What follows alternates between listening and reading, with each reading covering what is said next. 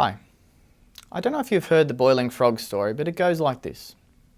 If you drop a frog in a pot of boiling water, it will of course frantically try to jump out. But if you place it gently in a pot of lukewarm water and turn the heat on low, it will float there quite calmly. As the water gradually heats up, the frog will sink into a tranquil coma, and before long, with a smile on its face, it will unresistingly allow itself to be boiled to death. Pornography in our modern Western society is a bit like the frog in the pot. It has been heating up over the last few decades, becoming more visible, and is now at such a boiling point that it pervades culture and is accepted by many as a normal part of reality.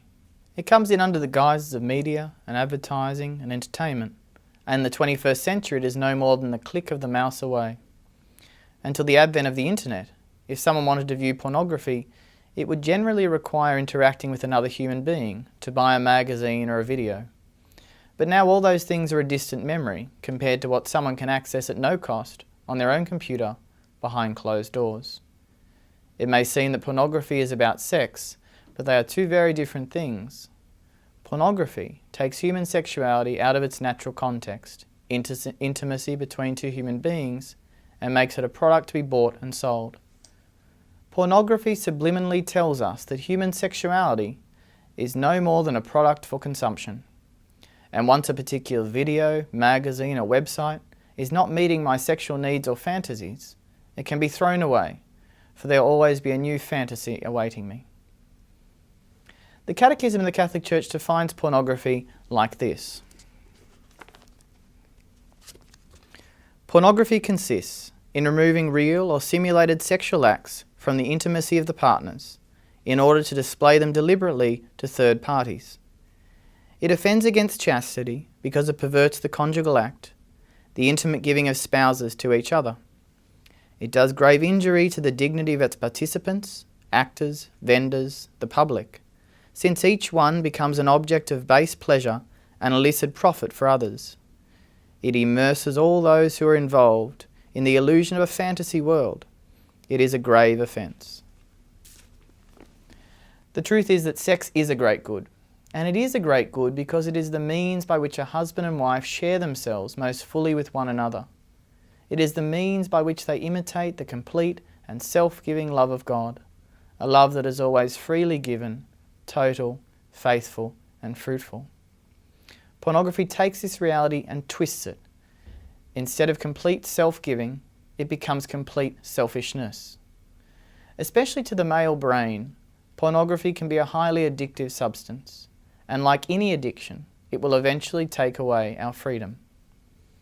Whereas real sexual union with one's wife is about leading a man out of himself into the good of his beloved, pornography leads a man away from the good of his beloved into the narcissistic prison of his own mind. Knowing that this fantasy world is always available can work against the man ever getting out. After all, the woman on the computer screen is, as C.S. Lewis once said, always accessible, always subservient, calls for no sacrifices or adjustments, and can be endowed with attractions which no real woman can rival. I recall speaking with one priest who counsels many married men, and he stated how a number of these men get to such a point of addiction that they would rather be viewing pornography on their computer than engaging in sexual relations with their own wife.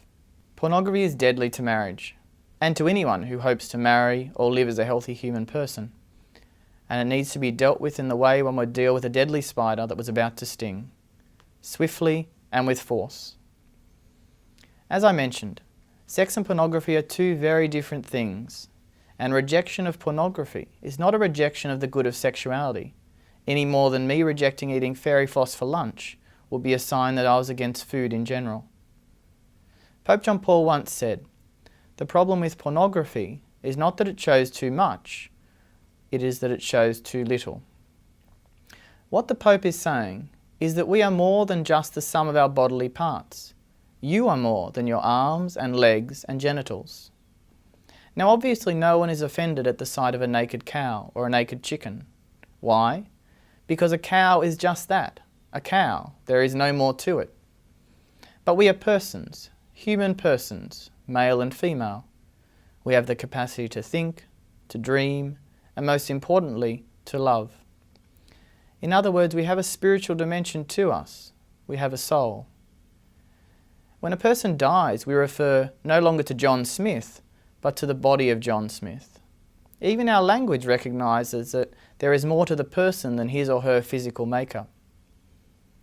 Pornography, however, does not make this distinction.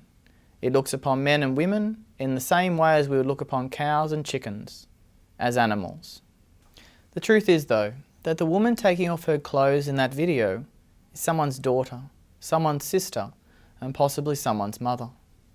The man is someone's son, someone's brother, and possibly someone's father. Pornography does not show you any of that.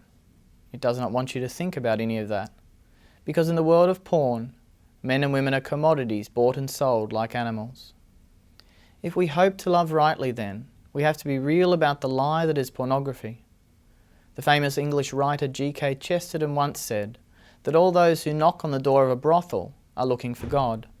And we can say the same about pornography. The fact that one is clinging to pornography shows a lacking of something else. Chesterton meant that the deepest desire of our heart is for love, and God in his deepest reality is love. But we live in a fallen world. We often struggle to embrace the true good. Often we will seek out fairy floss because it offers us a quick fix, instead of setting our hearts on the banquet that we truly desire. And if we keep eating the fairy floss, we can actually block out our innate desire for real food. Pornography is a problem because it destroys the lives of those who use it. It abuses the gift of our sexuality by presenting a world that does not exist, and it so distorts us that we are unable to live well in the world in which we do exist. It must be eradicated from our lives, but we also need to fill our lives with all that is true, good, and beautiful. Let us be alert and honest about where we are at, and not allow ourselves to be like the frog in the pot and be slowly boiled to death.